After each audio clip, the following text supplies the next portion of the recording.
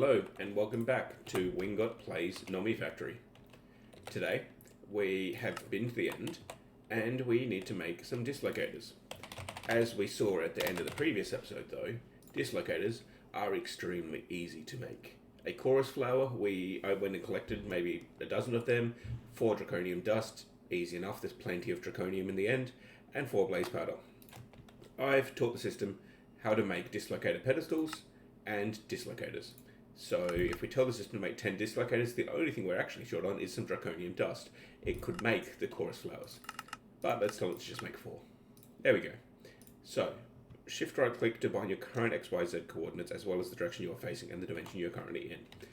So if we pop over here, then we can make that our landing point in the void dimension.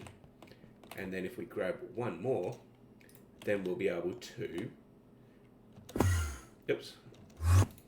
head to the moon. Oh, I should have grabbed a pedestal. I should have grabbed a spacesuit as well, apparently. Let me... Come on. Oof. As I said, I've done that way too many times. Now, let's grab a pedestal. Ugh. That's disorienting. There we go, good. Now, let's try to avoid suffocating. Perfect. Take these off, put those on. Good. Now, we can grab our unbound dislocator here, head back to the moon. There we go. And yeah, I think it might use 100 millibuckets each time. That would be my guess.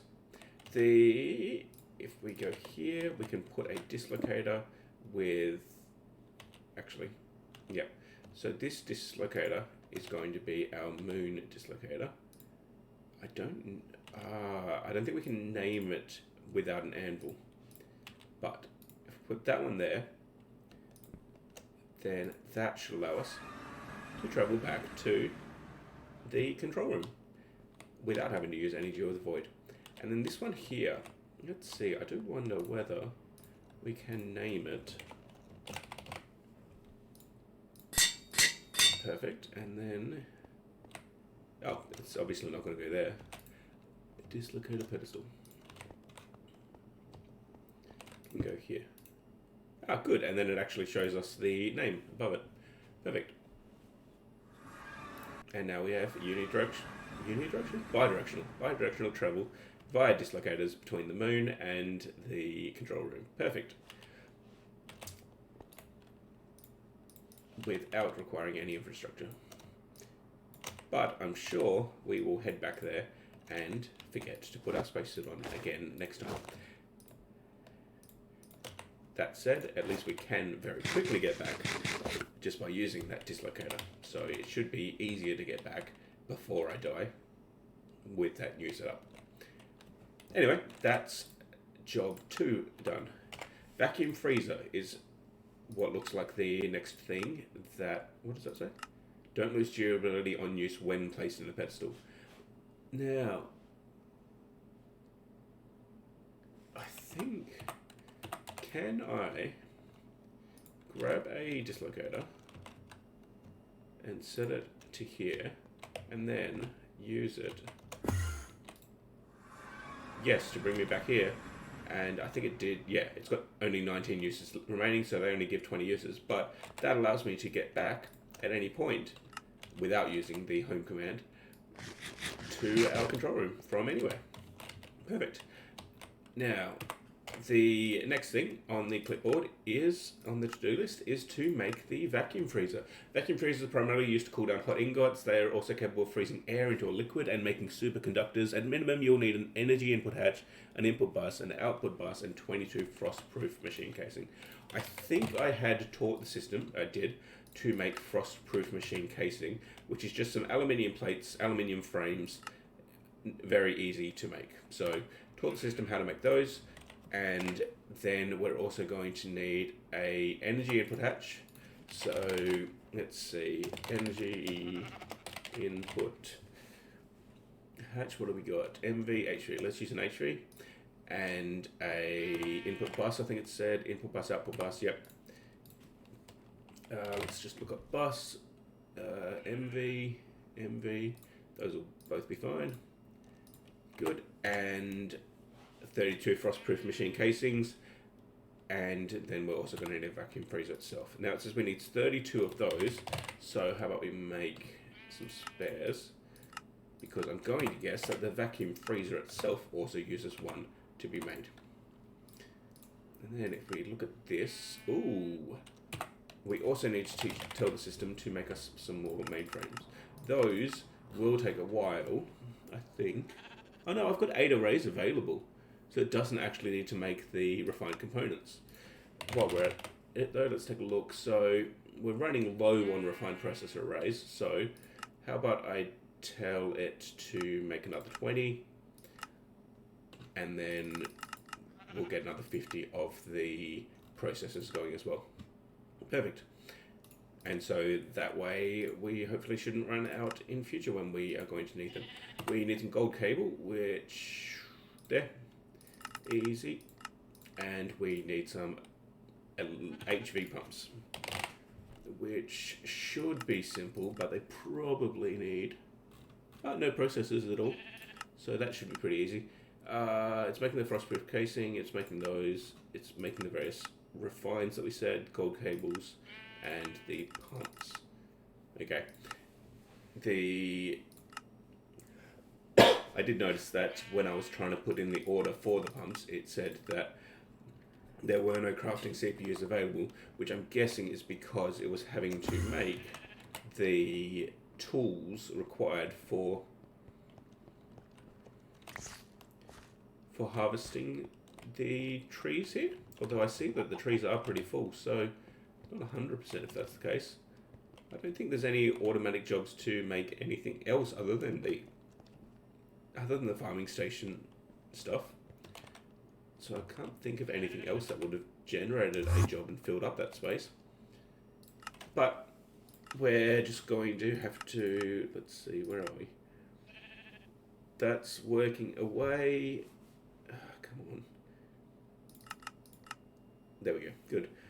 It's waiting on making some plates and some rotors. There we go, I think it actually just started on the plates, because stainless steel plates are being made here for the arrays.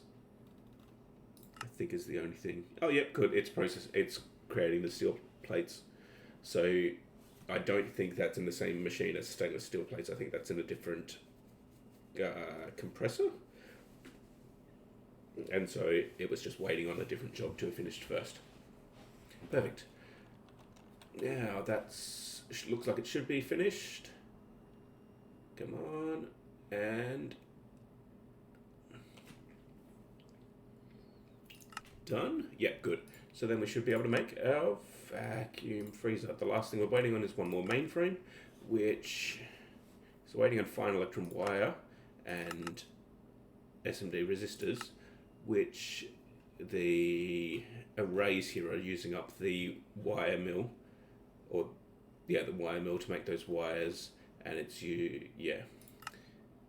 I think I'm going to have to pause here while we wait on these mainframes to be made, because we've just got too many machines using up, too many recipes and crafting jobs using up too much of the machines and getting in the way. I should have waited and done those after we were done, but it is what it is. I will see you in just a moment. And welcome back. The system has now made the last of the mainframes, and that should allow us to get the vacuum freezer. Perfect. There you go. And now if we build it, I don't think it's going to be all that useful at the moment, because of course we don't have any of the what are they called? Molten ingots. But let's take a quick look here. Let's try and build this and see how we do. Input bus, output bus, good. And then the question is going to be, does it have a hollow middle, and in fact, idiot. We can find out just by shift right clicking here, and it looks like it does not have a hollow middle. Good.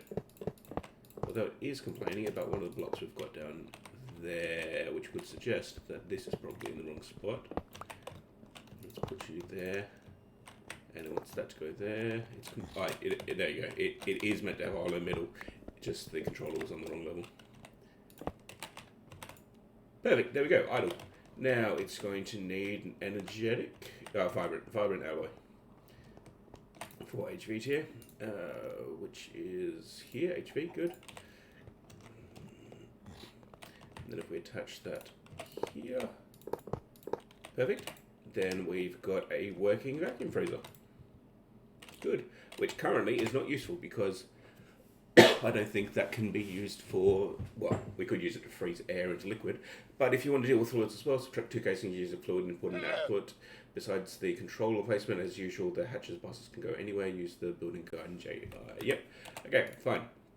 So now we're just going to need to make the hot ingots, but to make hot titanium, we're going to need to get the HV chemical reactor and then make some titanium tetrachloride to make hot titanium. And we're also going to need Kanthal coil blocks. So, Kanthal ingots.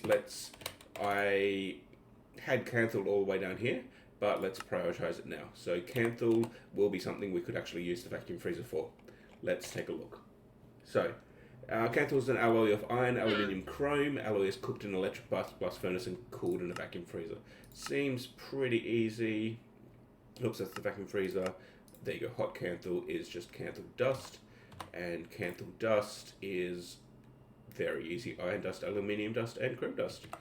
I think we've got a whole lot of chrome dust from all of that processing that we did. We've actually only got 68. Gonna have to see what we can do about making that a lot better. Yeah, we don't have much in the way of rubies either. That said, in the meantime, let's take a look at Kanthal. Kanthal dust, easy to make. It's just a standard molecular assembler recipe. And then the hot Kanthal ingot is made in a blast furnace, and if we grab 3 of these, then we'll be able to, not the sub-basement, we want the normal basement. There. Then we can split up the Kanthal ingot production in the 3 different machines. Perfect. And then if we just tell it to make, well, 9. Let's do 9 for now. Good. And yep. So yeah, I think I'm going to have to see what I can do about getting a better access to chrome dust or better access to rubies, because that is going to be a major limitation if we're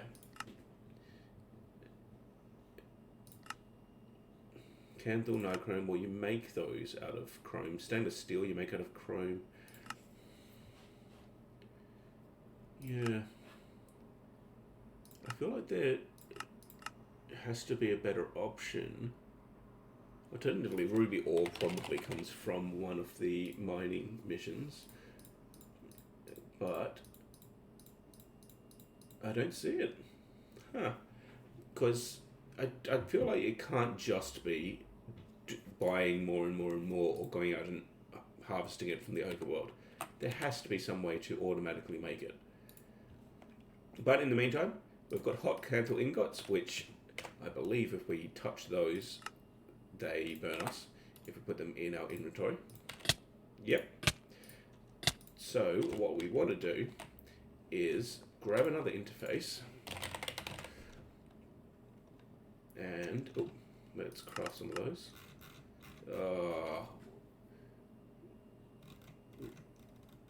To craft processors. Why are you crafting processors? Because let's try making a few less. Good, that doesn't need to make processors if I only make 4. Fine. Now we're going to need some item conduits as well. and then we just want that interface as soon as it's ready. Oh yeah, and I noticed soldering alloy ingots are being made by the system, so those are being used for our various surface-mounted diodes.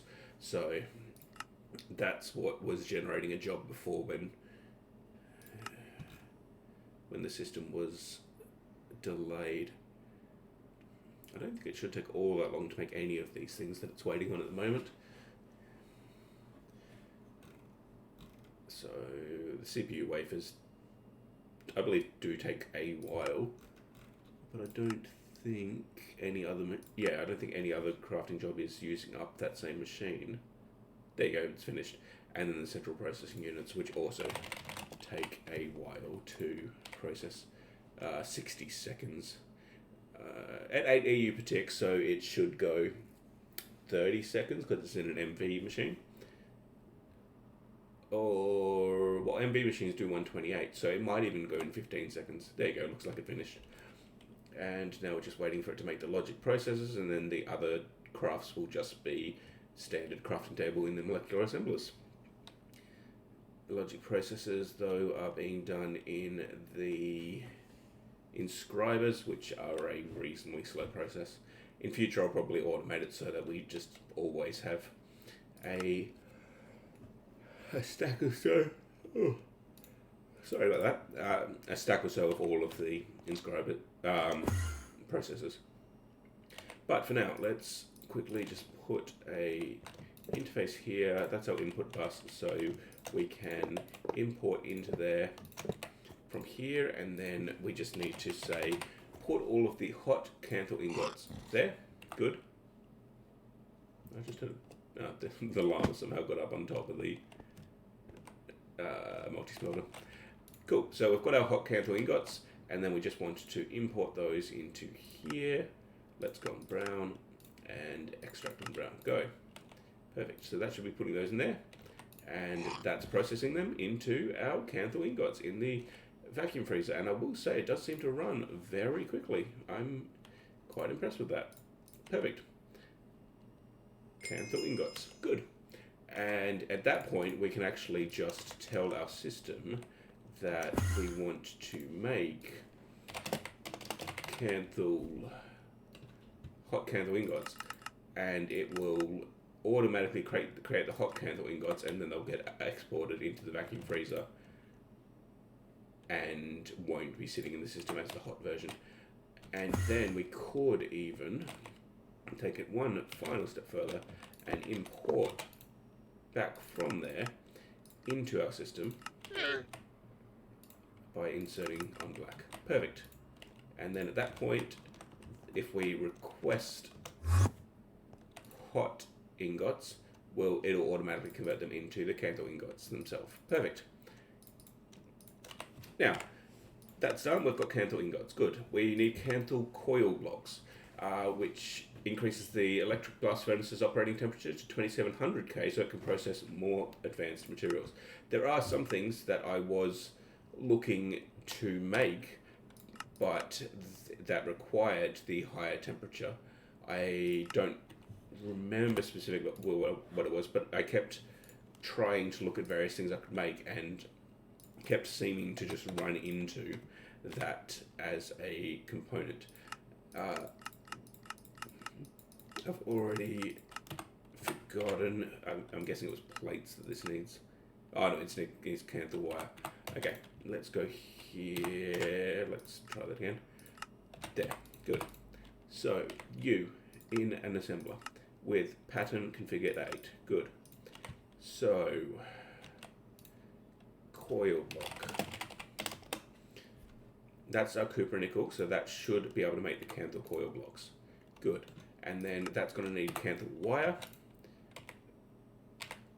And 2x Kanthal wire needs 1x Kanthal wire, which is just a wire mill. Perfect. This is a molecular assembler for that one. And a wire mill. Our wire mill doesn't have a space. There, for the Kanthal wires. Perfect. So that should be able to make... let's do 16. Okay, we're just short on Kanthal ingots, and what I could actually do is I could change, not sub-basement, I could change this recipe to say that it provides Kanthal ingots by inputting Kanthal dust, because once it hits the vacuum freezer, it'll get pulled back out as the Kanthal ingot itself, and that will complete the crafting recipe, even though it's not the machine that it thought was going to do the job. Yep, perfect. And of course I'll move the vacuum freezer downstairs, because it doesn't seem to make sense to have it sitting upstairs if it's just part of a automated process. It'll probably actually just go in behind the blast furnaces here.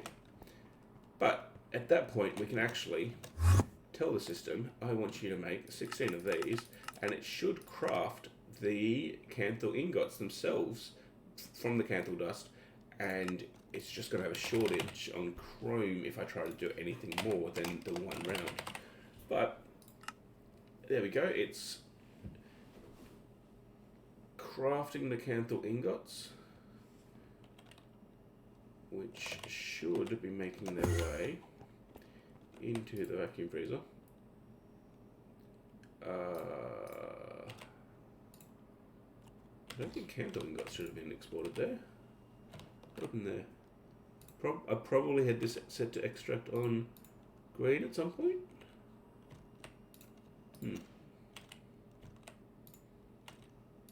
Yeah, not quite sure what screwed up there, but there you go, we've got 6, and it's, there you go, it's still creating more. So as that processes, perfect. So that'll just, in the background, make our Kanthal ingots. As I said, I'm going to have to try to figure out what we can do about chrome dust, because otherwise it seems that we get stuck on automation of Kanthal, and I'm guessing we don't very quickly skip to the next step. So yeah, I'll come back to that later though. So Kanthal blocks being made, Kanthal coils, good. I would call that Kanthal done, perfect. Then if we look here, the titanium is also going to require hot titanium. And so to do that, we're going to need an HV chemical reactor. Advanced Chemical Reactor 2, I think actually the system knows how to make all of that. Reactor 2, Advanced Chemical Reactor 2. Good, now that's just steel rotor, isn't it? Yep. Yeah, 10 of those. And then electric motor. Cool, easy. And it's HVT, make 10 of those. Go. It's still making the Kanthal blocks. It's crafting a steel rotor, apparently. There you go, one's been made. And at least one motor has been made. Good. That should be everything we need to make the Advanced Chemical Reactor. Perfect. And I do notice that the ME conduit is running right here, which is probably a little bad place for it, but given this is still running, I think I'm going to have to wait on moving it. Yeah, there still needs to be 38 more Kanthal ingots. Fine, we'll just put the chemical reactor here for now. Okay, and that's been done. Now, next step is small coils. Fine copper wire, steel bolts, that actually seems pretty easy. Cool, we'll be able to make those with no trouble. Making it inside an assembly machine is much cheaper than by hand. Why? Because it only uses 1 copper wire instead of 8. Yeah, fine, whatever. And using nickel zinc ferrite bolts gives even better returns. Oh, here we go. Yep, so nickel zinc ferrite instead of steel gives double. We can ignore that for now though, because we're actually going this way to get titanium. So titanium tetrachloride needs rutile, carbon, chlorine. We've got a whole lot of rutile from the ore processing that we've done. Carbon we already have in the system. Chlorine we already have in the system. Chemically reacted to form titanium tetrachloride. There. So this should be a fairly simple job. The fluid is a precursor for metallic titanium as well as a titanium halide useful for catalyzing various polymer reactions like plastics for greater yields. So, if we grab a bucket, what's that? That's 8 buckets. What did it just say we needed? We need 4 buckets of chlorine to make 1 bucket of titanium tetrachloride. Okay, let's do this instead. Let's grab a tank. There we go. And then we'll fill that with chloride, which means we'll be able to make 4. So we need 8 carbon dust and 4 rutile dust.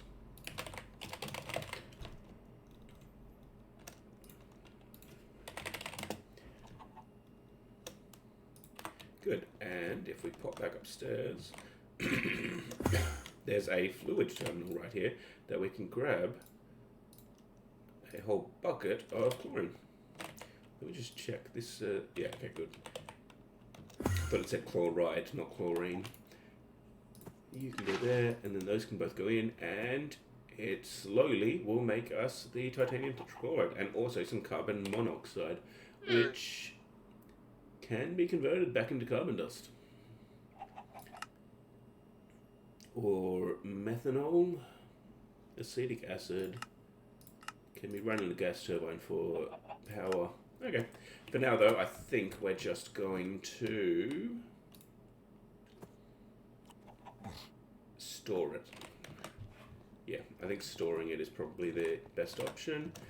If you give me fluid, give me 2 of those discs, and then we'll configure 1 to carbon monoxide.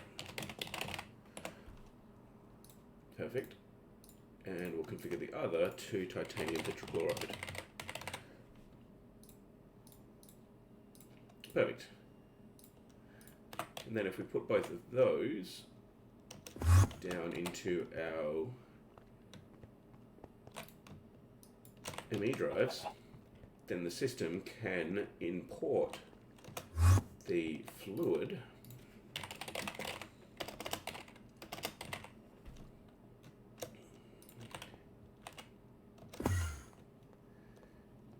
just go like this, and then we can just tell it to export all fluids. Let's just eat something. Apparently quite healthy, quite hungry. And then I want you to export all fluids. Perfect. Now those should have wound up in the system. There, titanium tetrachloride. Good. And this fluid tank's empty, so put that away. We need a bucket of titanium tetrachloride to complete this quest, which we can easily do by doing that. Perfect. Detected. Good. Now, hot titanium. Combining titanium tetrachloride with magnesium in an electric blast furnace, approximating the Kroll process, will net you your first titanium. Unfortunately, it's super hot. You'll need to cool it in a vacuum freezer for it to be usable. Easy. If you are auto-crafting on demand, it's better to not have your ME network know about this intermediate state. Putting the hot titanium ingot directly into a vacuum freezer avoids extra computations and item types. Agreed. That is something I will set up once when I move the vacuum freezer. If you absolutely insist on putting hot ingots in your network, you'll have to manually encode the pattern with an ingot that damages you while you hold it. Your call. Manually encode the pattern. Okay. Anyway, for now, so titanium tetrachloride, and we're making a titanium ingot, aren't we? Titanium ingot, hot titanium, blast furnace, 2100K, so it's going to need the Kanthal coils that we made a minute ago. Perfect. And And then if we grab another blast furnace, actually let's have a look. I do have a blast furnace down there, so I can use that one if I just knock out the whole midsection. Hey llama, you're really hankering for me to kill you.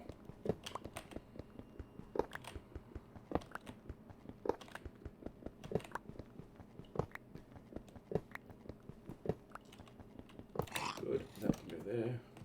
Cool, now all of this just gets replaced, not with copper nickel, but with Kanthal. And that will allow this one to get rather hot. Good, and then we need another energy input hatch, which I don't know if that's going to break the machines that we've got sitting. That was MV, I need an HV. I don't know if that'll break the vacuum freezer. Although, let's take a look. Is the vacuum freezer actually still running? No, it isn't. Okay. So for now, you can go there. Good. That... Right, this is the... does that need to be a... I think I need a fluid input hatch, don't I? Wait, fluid input bus. Fluid input hatch. Okay.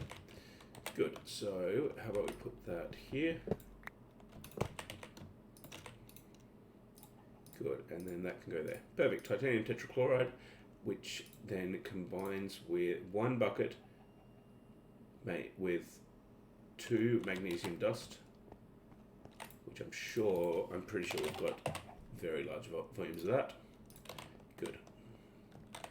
Then that can go there. Good. And what we need to do is we'll grab the rest of this titanium tetrachloride, which is easiest to do with a tank. Actually, we use that one because I didn't reset it.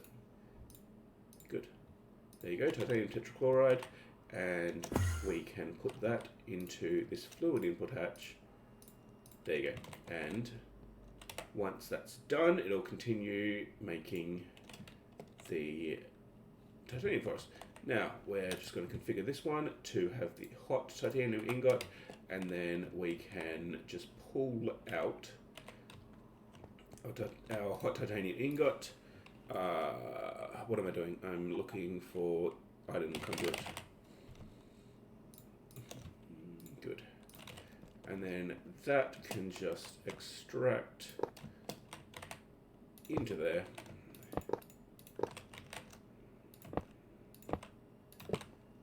There we go, good, and perfect. Now you're going to extract in black. Let's take a look. We've got hot titanium, we've got magnesium chloride. Magnesium chloride can be turned back into magnesium, well, 3 to 1, and chlorine, okay? And otherwise, I don't think it's used for anything, so probably we're going to wind up voiding it in future. But for now, import it into the system. Good. Now, hot titanium should have wound up in there. Good. The magnesium chloride.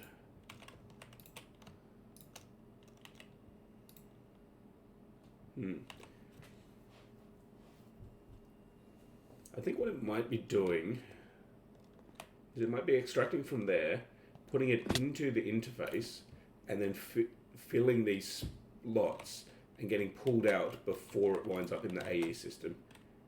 But I think it's only doing that. Oh.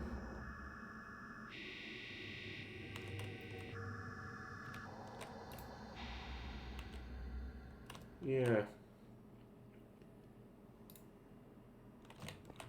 Because that's what I suspect it's doing, but unfortunately it is sort of breaking. Let's do this. Let's try putting that there. I might be able to get it working if we just... it's called Kanthal, isn't it? There we go, hot Kanthal. There. Good, and so then when something gets pulled in, yeah, it'll put it into these slots, and therefore should not wind up in this system here. Good. So the input slots are now separated from the exposure slots, we'll call them. So perfect. That's making And those ingots that were sitting there for that whole time that I didn't notice. Perfect. Good. So, sorry. Let's see. Claim that one. Oops. Finish that one.